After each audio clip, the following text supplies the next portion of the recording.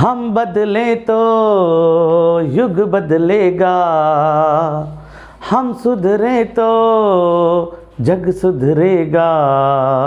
हम बदलें तो युग बदलेगा, हम सुधरे तो युग सुधरेगा। हम बदलेंगे युग बदलेगा, हम सुधरेंगे जग सुधरेगा। तो चलिए सुधार करते हैं। अब सुधीर तिवारी आप सबका सुधार करेगा। क्या सुधार करेगा? मैथ में, सोच में, विचार में। जो हताशा निराशा में डूबे हुए हो, निकल के बाहर आओ। एक और प्रयास, एक और प्रयास। मेरा गला खराब है, होने दो खराब। मैं बोलूँगा, मैं पढ़ाऊँगा, मैं चिल्ला चिल्ला करके पढ़ाऊँगा। मैं बैठने वाला नहीं हूँ। तो चलिए आप लोग भी सुनिए, खराब गले के साथ, सुधीर तिवारी के साथ। तो चलिए पहले मैं आज नाम लेता हूँ हमारे जो प्रिय स्टूडेंट हैं, यूट्यूबर वाले, मिस्टर ईशान द्विवेदी कानपुर के हैं। विकास चंदौली से हैं, ये डेली देख रहे हैं। शिवांशु यादव, रत्नेश पाठक जी, विकास पासवान, देवेंद्र श्रीवास्तव जी, कैलाश लक्ष्य शुक्ला, याहया सज्जाद, ये कश्मीर से हैं। ये सभी लोग वीडियो देख रहे हैं यूट्यूब पर और फ़ोन करके कह रहे हैं सर बहुत अच्छा लग रहा, सीख रहे हैं, आगे बढ़ रहे हैं। तो जब वो लोग सीख सकते हैं तो आप लोग क्यों नहीं सीख सकते हो? आप लोग उनसे ज़्यादा सीख सकते हो ना। लेकिन इसके लिए आपको यहाँ से तैयार होना पड़ेगा, माइंड से। आपको फॉर्म भरने से ही कोई नवोदय नहीं जाता है। मार्केट में फॉर्म मिल जाता है आईएएस का, आप ले लो जाकर के 55 रुपए का, फॉर्म भर दो। नहीं, उसकी फॉर्म भरने से कोई पास नहीं होता है। बस अंदर से एक सोच होती है कि नहीं, मुझे बस वहाँ जाना है, मुझे आईएएस बनना है, मुझे ये अफसर बनना है, मुझे यहाँ तक पहुँचना है। उसके लिए क्या क्या पढ़ना पड़ेगा, क्या क्या करना पड़ेगा, उसके लिए बिना थके, बिना रुके लग जाओ, जुट जाओ। तो चलिए आज का पहला क्वेश्चन है, आज के टेस्ट का पहला क्वेश्चन है कि संख्याओं 10 से 34 के बीच आने वाली अभाज्य संख्याओं की कुल संख्या का प्रतिशत ज्ञात कीजिए। 10 से 34 के बीच आने वाली अभाज्य संख्याओं की कुल संख्या का प्रतिशत ज्ञात कीजिए। पहले तो देखो 10 और 34 के बीच कितनी अभाज्य संख्या है। तो 10 और 34 के बीच 10 के बाद होती है 11, 13, 17, 19, 23, 29 और 31, इतनी ही होती है। ये कितनी है? 4, 3, 7। कितनी संख्याएं हैं? 7 संख्याएं।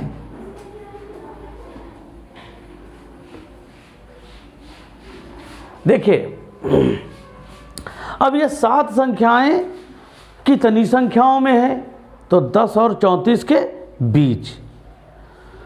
तो 10 से 34 के बीच कितनी संख्या है, ये जानने के लिए हमें क्या करना पड़ेगा? हमें इस 34 में 9 घटा दो। ये 9 क्यों घटाया गया? 9 घटाया नहीं गया, 9 हटाया गया है। 1 से 9 तक की संख्याओं को मैंने हटा दिया। कैसे हटाया? घटा के हटाया, माइनस करके हटाया। तो बची कितनी? 10, 11, 12, 13, 14, 34। कितनी बची? तो 14 में 9 चले गए तो कितने बचे? 5, और यहाँ बचे 2। मतलब बहुत आराम से, प्रेम पूर्वक, कोई जल्दबाजी नहीं, पूरा देखना है, सीखना है। आप भी पूरा मन से देखिए। 25 संख्याएं हैं। 10 से 34 तक कितनी संख्याएं? 25।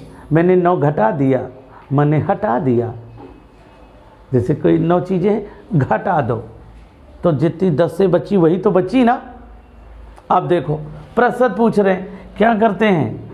चूंकि 25 में संख्याएं हैं कितनी, 9।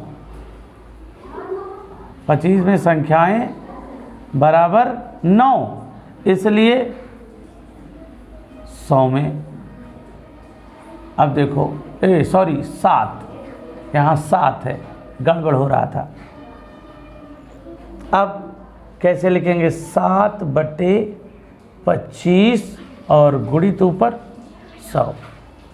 अब देखो काटते हैं कैसे, 25 × 25, 25 चौको 100, 7 चौको 28, 28% आपका आंसर आ गया।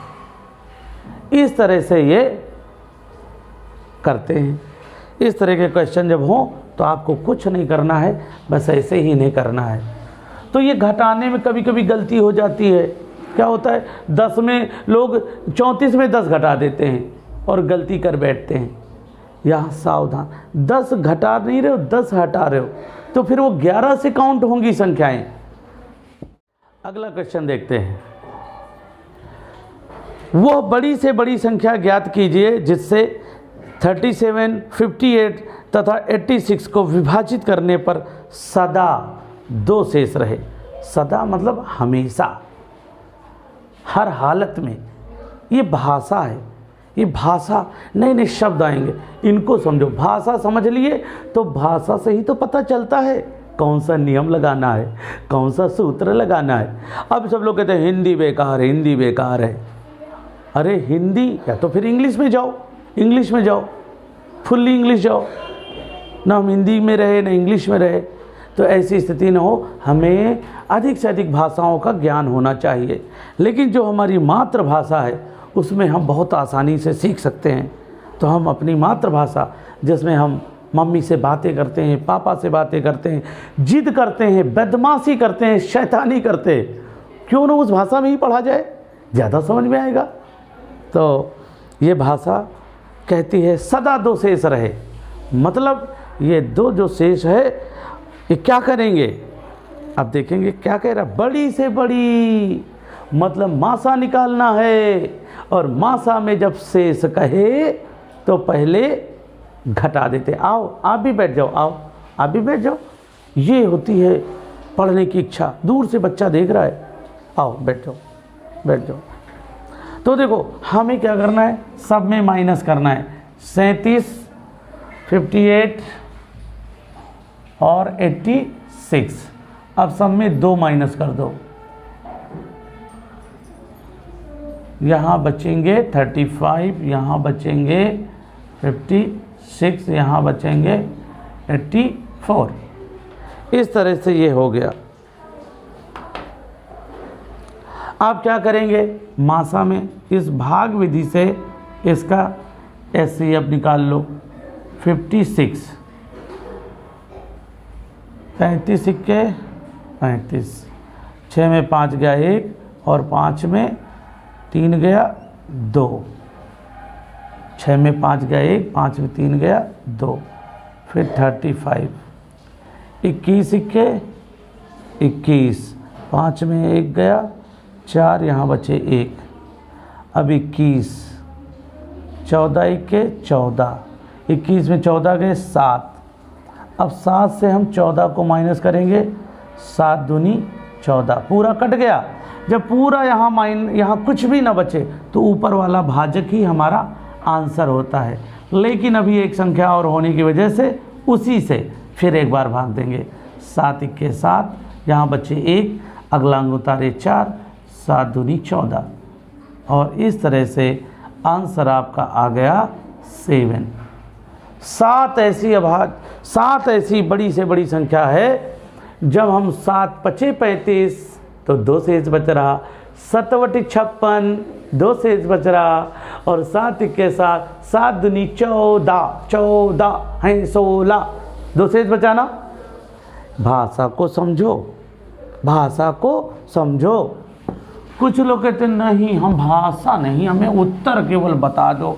तो लो मैं बता देता हूँ, सबके 7 आएगा, अगले का 19 आएगा, अगले का 72 आएगा।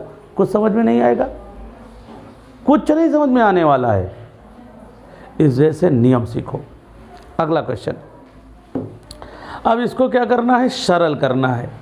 क्या है, 12.43 प्लस बड़ा ब्रैकेट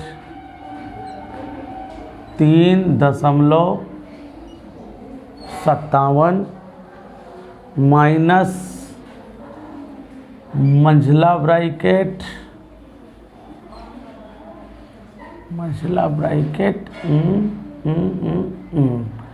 2.2 गुणित 2, फिर कितना है, माइनस छोटा ब्रैकेट 3 धन 2.1, 3 धन 2.1 माइनस 1.7 छोटा ब्रैकेट बंद, मझला ब्रैकेट बंद और ये बड़ा ब्रैकेट बंद हो गया। ऐसे आप देखो इसमें क्या करेंगे, तो सूत्र बताया गया है। क्या बताया गया है, पहले हम छोटा ब्रैकेट लगाते हैं।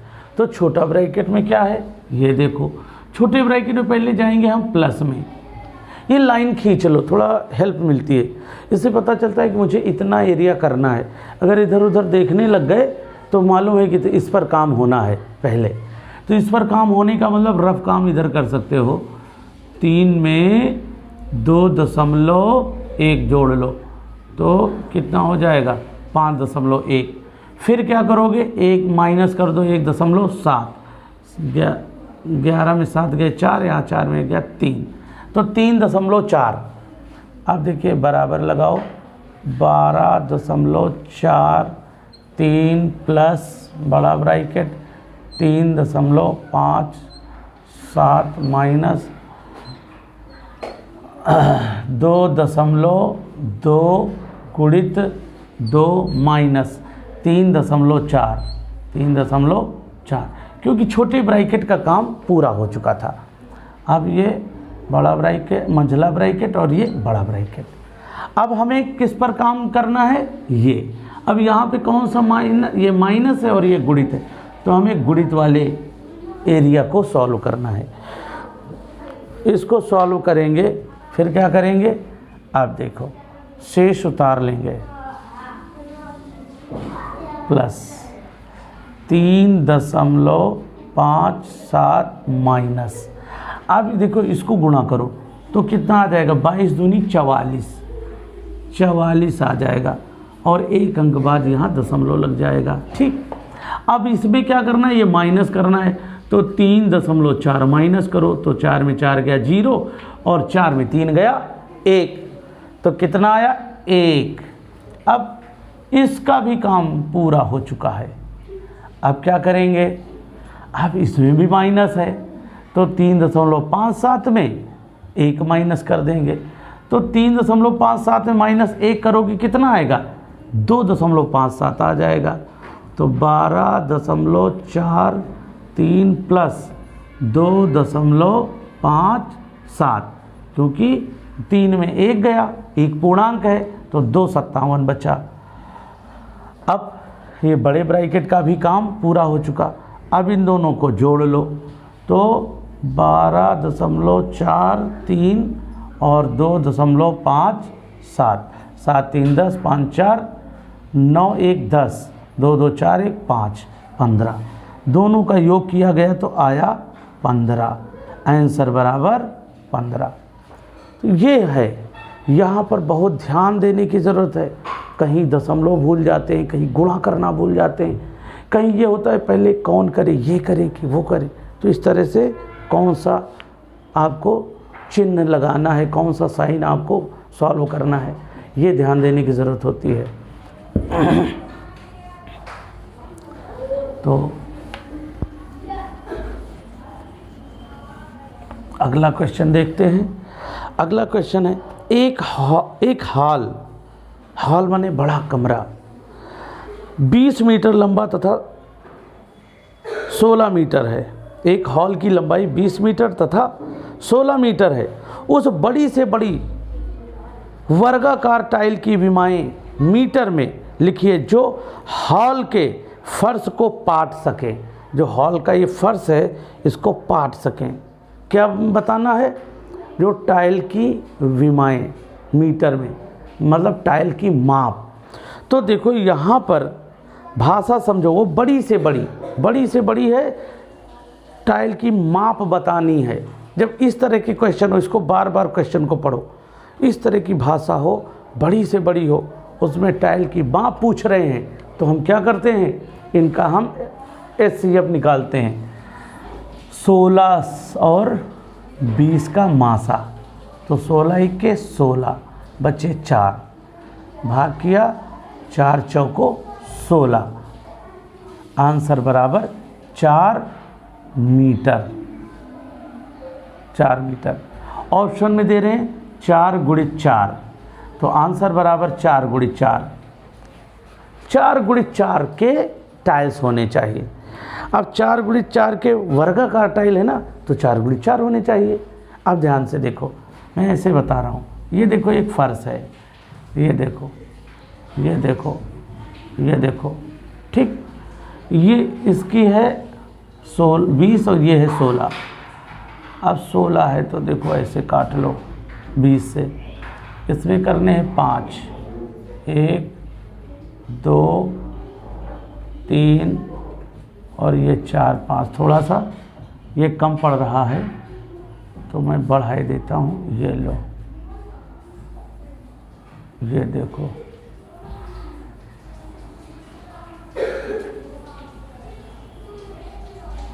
अब देखिए, ये इस चित्र को देखिए। अब इस टाइल की भी जो है, ये टाइल जो है 4 बाई 4 का है। अब 4 बाई माने 4 लंबाई है, 4 चौड़ाई भी है। अब देखो इधर 4, इधर 4, इधर 4, इधर 4, इधर 4, तो 4 4 4 करके कितना हो गया, टोटल 20। और इधर 4, इसमें शायद 4 आएंगे टाइल, इसमें 4 टाइल आएंगे। ओहो, ऐसे, ये देखो, इधर ये 4, इधर ये 4, इधर ये 4, इधर ये, तो 4 4 कितने हो गए, 16। मतलब 4 गुणित 4 वाले कितने, इधर 5 टाइल लगाए जाएंगे और ऐसे चौड़ाई में 4 टाइल। तो इस तरह से 4 बाई 4 वाले अगर इसमें टाइल लगा दी जाए तो पूरा फर्श अच्छी तरह से बनाया जा सकता है। तो इस तरह से ये क्वेश्चन को चित्र के अनुसार भी समझोगे तो बहुत अच्छा लगेगा। तो एक बस ए से बी तक 350 किलोमीटर की दूरी 75 किलोमीटर प्रति घंटे की औसत गति से तय करती है। बस ए से बी तक की दूरी कितने घंटों में तय करती है? अब इसको हम कैसे करेंगे? यहाँ तक ए से बी तक की दूरी पूछ रहे हैं, ए से बी तक की दूरी। अब ए से बी तक की दूरी कितनी है? 350 किलोमीटर। और चाल कितनी है? 75 किलोमीटर प्रति घंटा। ठीक। अब इसे पूछे कितने समय, कितने घंटों में, तो यहाँ हम समय का सूत्र लगाते हैं। समय का सूत्र दूरी बटे चाल। अब 25 × 75, 25 × 25 बचे 10, हो गए 100, 25 चौको 100। अब 14 बटे 3 आ गया, तो 3 चौको 12 बचे, यहाँ 2 अंश में लिख दो, यहाँ 3, 4 सही 2 बटे 3 घंटे। घंटे मिनट में मालूम करना है तो 2 बटे 3 को हम 60 से गुणा करते हैं, क्योंकि घंटे के मिनट बनाने हैं तो 60 से गुणा करना है। 3 × 3, 3 दूनी 6 और 0, 20 दूनी 40 मिनट। तो आंसर बराबर आ गया 4 घंटे 40 मिनट। दोनों चीज़ें, या 4 सही 2 बटे 3 घंटे, दोनों आंसर जिस तरह से दिया जा रहा होगा आपको वैसे करना है। तो हमें आंसर के ट्रिक को जानना है, कैसे कैसे हम आंसर निकाल सकते हैं और कैसे कैसे ऑप्शन में आंसर आ सकते हैं। अगला क्वेश्चन है, 4 अंकों की लघुत्तम संख्या बताएं जो 82 से पूर्णतः विभाजित हो। अब देखिए 4 अंकों की लघुत्तम माने छोटी छोटी संख्या बताएं जो 82 से, तो हम क्या करेंगे, 4 अंक की छोटी से छोटी संख्या 1000 होती है, उसे 82 से 82 से भाग देंगे। 82, यहाँ 10 में 8, 10 में 2 गया 8, यहाँ 9 में 8 गया 1, फिर अगला अंक उतार लेंगे 0, 8 का टेबल पढ़ेंगे, 8 दूनी 16, 2 बार ले जाते हैं और 82 दूना होता है 164, 2 दूनी 4, 2 अट्ठे 16, फिर 10 में 4 गया 6, यहाँ पर बचे 9, यहाँ 7, 7 में 6 गया 1, अब 16 आ गया। 16 को क्या करेंगे, 82 में माइनस करेंगे, 12 में 6 गया 6, 7 में 1 गया 6। इस 66 को क्या करेंगे, 1000 में जोड़ देते हैं, 6 6 0 1, आंसर बराबर 1066। ऐसी संख्या है जो 82 से पूर्णतः विभाजित हो रही। अब ये देखो, ये सोचो ज़रूर, ये घटाया क्यों गया, ये जोड़ा क्यों गया। अगर यहाँ से आप क्वेश्चन निकालोगे तो ज़्यादा समझोगे। ये 16 यहाँ शेष है, मतलब इतना इसमें शामिल है, पहले से है। तो 82, अगर एक 82 और हो जाता इसमें तो 13 बार चला जाता। तो 82 में 16 घटा के पता चला 66 कम है, 66 कम पड़ रहा है। 66 यहाँ प्लस कर दिया, 1000 में 66 प्लस कर दिया तो आया 1066 संख्या हो जाए तो वो 82 से पूरी तरह कट जाए, और पूरी तरह कटेगी तो यहाँ 12 से 13 बार जाएगा। समझ में आया होगा। तो ऐसे लगाते हैं। अगर ये चीज़ें समझोगे तो ज़्यादा मज़े के साथ आगे बढ़ोगे। और केवल आंसर बताओ तो बता दिया। अगला क्वेश्चन है, दो संख्याओं का योगफल 74 है तथा उन दोनों संख्याओं का अंतर 28 है, तो संख्या बताएं। तो इस तरह के क्वेश्चन जब हों तो बहुत गहरी ठंडी सांस लें और क्या करें। दो संख्याओं का योगफल दिया है 74, अंतर 28 दिए है। बड़ी संख्या निकालना हो तो ये 74 में 28 को जोड़ दो। छोटी संख्या निकालनी हो तो योग में जो अंतर है वो माइनस कर दो। तो 8 4 12 के 2, 7 2 9 1 10, 14 में 8 गया 6 में 2 गया तो 4। अब देखो ये बड़ी संख्या निकालने का नियम है, बड़ी यहाँ से मालूम पड़ रही है और छोटी इससे मालूम पड़ेगी। ठीक, आप क्या करो, 2 से भाग दे दो। 2 1 के 2, 2 पंची 10 और 2 1 के 2। इसको भी 2 से भाग दो।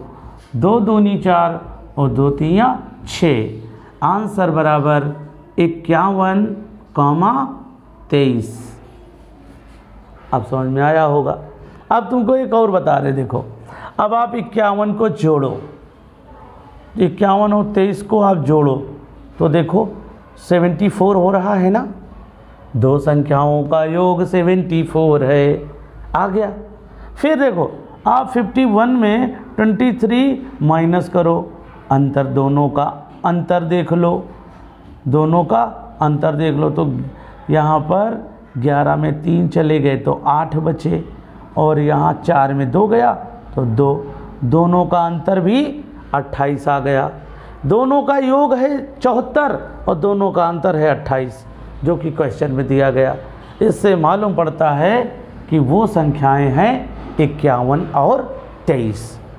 तो इस तरह से इस तरह कभी क्वेश्चन आए तो जो योग और अंतर कहे उनको सीधे जोड़ देना, बड़ी संख्या निकल आएगी और जब माइनस करके 2 से भाग करोगे तो छोटी संख्या आ जाएगी।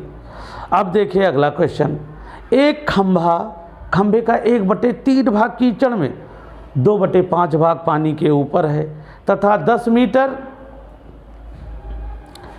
एक खंभे का 1/3 भाग कीचड़ में, 2/5 भाग पानी में तथा 10 मीटर पानी के ऊपर है। खंभे की लंबाई बताएं। कैसे लगाते हैं? ये देखें खंभा है, आप देखा होगा आपके गांव में, घर में, शहर में, जहाँ भी देखा होगा तालाब में ऐसे खंभा लगा होता है। अब खंभे का निचला हिस्सा चौड़ा होता है तो हमने चौड़ा बना दिया। 1/3 भाग कितना होगा इसका? मान लो 1/3 कितना होगा? इतना होगा। तो ये देखो इतना भाग कहाँ है? कीचड़ में, कीचड़ में। और ये कितना है? 1/3 भाग। ठीक, 1/3 भाग कहाँ है? कीचड़ में। और 2/5 भाग कहाँ पर है? पानी में। अब 2/5 कितना होगा? माने 5 टुकड़े बराबर इसके करो। 5, 1, 2, 3, 4, 5। 5 टुकड़ों में 2 टुकड़ा, तो इतना इतना करके इतना, मान लो इतना हिस्सा, इतना हिस्सा माने 2/5 भाग कहाँ है? पानी में। 2/5 भाग इतना हिस्सा पानी में। और ये शेष भाग कहाँ कितना है? 10 मीटर है। शेष भाग 10 मीटर, ये कहाँ है? पानी के ऊपर है। अब यहाँ देखो दोनों जो दिया है नाप भिन्न में दिया है, ऊपर मीटर में दे दिया है। तो खंभे की पूरी लंबाई कैसे निकालें? यहाँ पर हम करते हैं पहले ये जो कीचड़ और पानी में है जितना भाग उसको हम जोड़ते हैं। तो 1/3 धन 2/5 को जोड़ लो। ये पता करो कीचड़ और पानी में टोटल कितना भाग है। तो एलसीएम निकाला, आया 15। 3 × 5 = 15, 5 × 1 = 5 प्लस 5 × 3 = 15, 3 × 2 = 6। दोनों को जोड़ा 11/15 आया। अब 11/15 भाग क्या है? ये कीचड़ प्लस पानी में है, कीचड़ प्लस पानी। अब समझ में आया? अब इसी जगह थोड़ा दिमाग लगाओ। 15 हिस्से में 11 हिस्सा कीचड़ और पानी में है, तो कितना हिस्सा ऊपर है? 15 में 11 नीचे, तो 4 ऊपर। ये तो ऐसे बता लिया, लेकिन मैथ की भाषा में ऐसे लगाओगे। 1 - 11/15 करो। 15 × 1 = 15, 15 में 11 चले गए 4, 4/15 भाग ऊपर है। ऐसे लगा लेते हैं। अब 4/15 भाग ऊपर है और यहाँ ऊपर वाले भाग को मीटर में भी दिखाया गया है। तो कैसे निकालते हैं? ऐसे, क्योंकि 4/15 भाग बराबर 10 मीटर, इसलिए पूरा भाग बराबर 10/4। ये नीचे जाएगा, लेकिन बटे के नीचे बटा नहीं जाता है, ऊपर ले जाते हैं।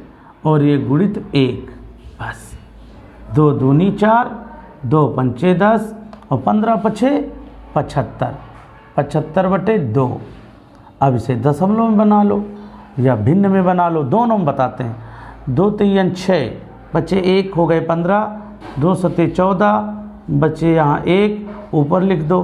तो 37 से 1/2 मीटर आंसर आ गया। दशमलव में क्या आएगा? 37.5 मीटर। तो इस तरह से ये आपका आंसर आ गया। इतना ऑप्शन में अगर ये दे रहा, ये वाला गोला काला कर दो, ये दे रहा तो ये दे रहा तो ये, सबका मतलब एक ही है। चित्र के हिसाब से ज़रूर समझें, इससे समझ में आने लगता है। अच्छा खंभा था, ओहो ऐसे खंभे तो मैंने बहुत देखे हैं। जब हम स्कूल जाते हैं तो रास्ते में ऐसे खंभे होते हैं जो कीचड़ में होते हैं, पानी में होते हैं, क्योंकि कीचड़ नीचे होता है, पानी ऊपर होता है। चलिए आगे का सवाल देखते हैं। 0.1/0.01 प्लस 0.01 बटे 0.1। ये देखिए इसको सॉल्व करना है। तो देखिए बहुत आसान तरीका है। पहले तो हम दशमलव बराबर कर लें। यहाँ हम देख रहे हैं कि 1 अंक बाद यहाँ 2 अंक बाद, तो यहाँ एक 0 बढ़ाते ही अब दशमलव के अंक बराबर हो गए और उड़ा दो दशमलव। अब फिर यहाँ भी वही करते हैं, ये भी बराबर कर लिया, यहाँ का भी दशमलव उड़ गया और ये अंक के पहले 0 कोई महत्व नहीं, इनका कोई नहीं, इनका कोई महत्व नहीं। ये अब यहाँ कौन सी संख्या बची? 10 और बटे के नीचे अगर 1 है तो 10/1 नहीं लिखते हैं, बटे के नीचे 1 है तो नहीं लिखते हैं। फिर प्लस 1/10, 1/10। आप क्या करेंगे? जोड़ेंगे। तो 10 गुणित 10 करो, आएगा 100। 100 में 1 जोड़ो, 101/10। तो एक तो आंसर आपका ये भी हो सकता है। दूसरा आंसर क्या हो सकता है इसका? अगर इसको 10 दहम का 100 बच्चे यहाँ 1 अंश में लिख दो बटे 100। दूसरा आंसर ये भी हो सकता है। तीसरा आंसर हो सकता है कि दशमलव में बनाओ, तो 1 अंक बाद दशमलव, तो बराबर 10.1। ये भी आंसर हो सकता है। देखो कितने सारे आंसर हैं, यहाँ से लेके यहाँ तक इतने सारे आंसर आ सकते हैं। आपको जो ऑप्शन में मिले उसी पे टिक लगाओ।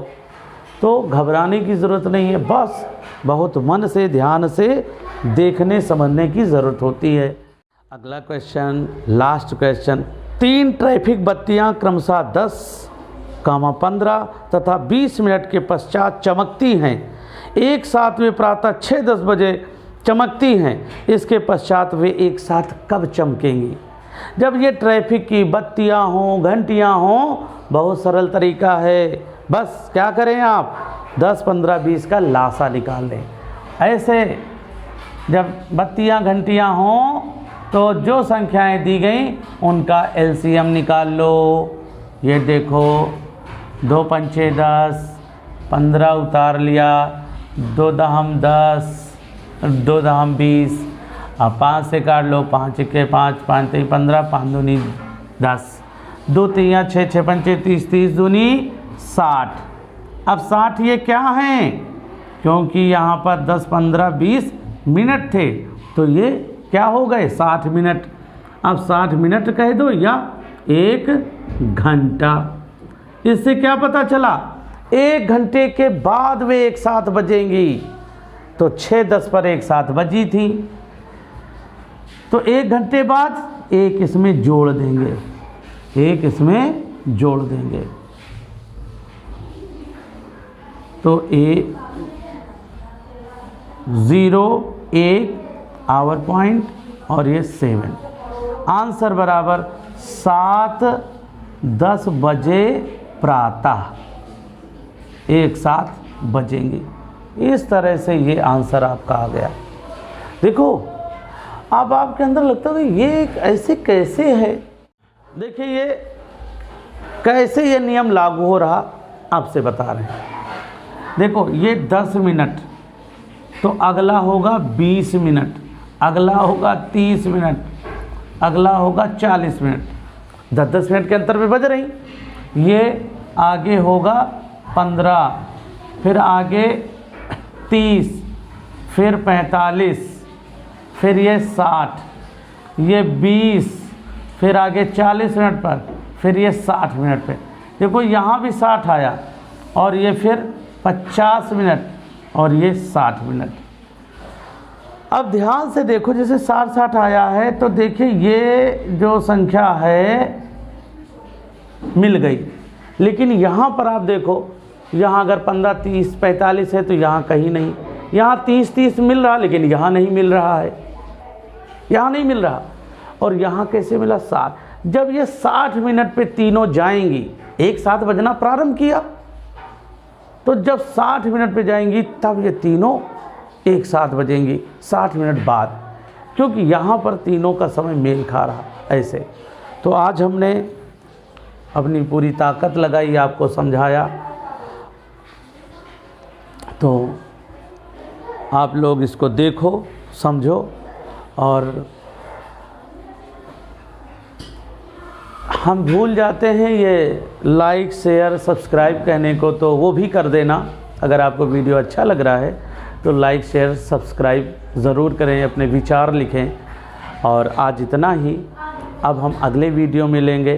तब तक हम यही कहेंगे, हम सुधरेंगे युग सुधरेगा, हम बदलेंगे युग बदलेगा, हम सुधरेंगे जग सुधरेगा। तो हमें सुधरना है, अपने आप को बदलना है। जब हम अपने आप को बदल लेंगे ना तो सब सुधरने लगेंगे। तो चलिए, देखते रहिए, सीखते रहिए, समझते रहिए। मिलते हैं अगले वीडियो में। तब तक आप स्वस्थ रहें, मस्त रहें और मुस्कुराते रहें।